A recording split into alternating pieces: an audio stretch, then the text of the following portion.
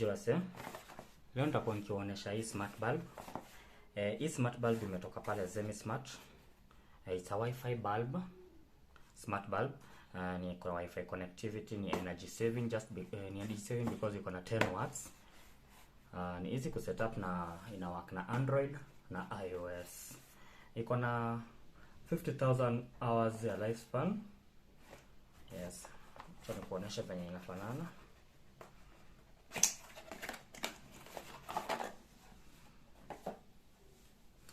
It's a pretty light bulb, si mzito sana, despite having all the components inside the Wi-Fi na nini, na ni screw bulb. Yeah. Acha ni screw. Naonyesha venye ina work. So, ukiscrew inafaa kublink.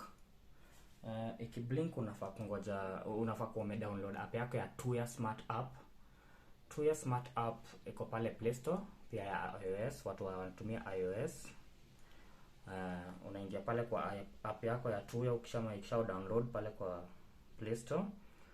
Ukisha download, unaenda pale kwa plus button, una add device. Ukisha add device, unakuja hapa una-add manually, na unaenda kwa lighting.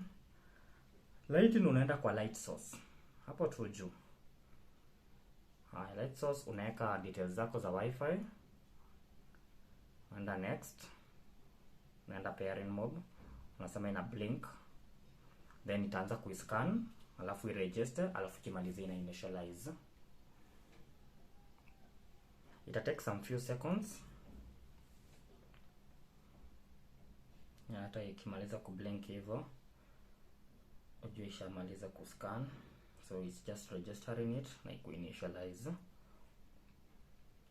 Ukimalizia, itakwambia added successfully. Na sasa unaweza rename according to venye wewe unataka. Hii yangu nimeiname living room light. Ukimalizia kuiname, and then you press done. It will bring you to screen ya bulb yenyewe, whereby unaweza zima from the app, turn it on, change the brightness from 100% hadi 1. Unaweza change pia nini yake. Unaona saizi imewaka white, uipeleke warm white kama venye bulb nini za kitambo zilikuwa zinafanya, and warm. Hii bulb bado iko na RGB. RGB ni zile colors. So ukienda kwa color from the app, unaweza iweka red as iko size, uende kwa purple, uende blue, white light blue, so green, yellow. Colors ni mob, na bado pia unaweza change nini brightness yake kulingana na venye inakupendeza.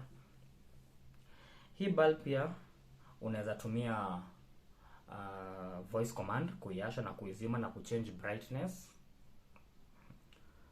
Unaweza tumia Google Home ama utumie Alexa. But at the moment nitatumia Google Home because hiyo ndio niko nayo hapa. So kwa app yenyewe utaenda hapa juu kwa settings zake. Then utai link up na Google Assistant. Login kwa Google Assistant yako. Then we link na Google Assistant. For the voice commands, hey Google, turn off living room light. Got it. Turning the living room light off. Hey Google, turn on living room light. Sure. Turning on the living room light. Hey Google, change the living room light to red. Alright, changing the living room light to red. Hey Google, change the living room light to yellow. Alright, changing the living room light to yellow. Hey Google, change the living room light to white. Sure, changing the living room light to white. Hey Google, change the living room light to warm white. Got it. Changing the living room light to warm white. Hey Google, change the living room brightness to 1%. Got it. Setting the living room light brightness to 1%. Hey Google, change the living room light to 100%. Alright, setting the living room light brightness to 100%. As you can see, hizo ndio stuff unaweza fanya nazo. Alafu pia unaweza schedule bulb kwa wale wase wako na maybe security lights yenye atakanga iwashe 6 jioni izime asubuhi. Unaweza yeka hiyo timer, unaweza schedule anytime. Inaweza itajiasha maybe kama umeset 6 na ijizime 6 asubuhi ama anytime you want.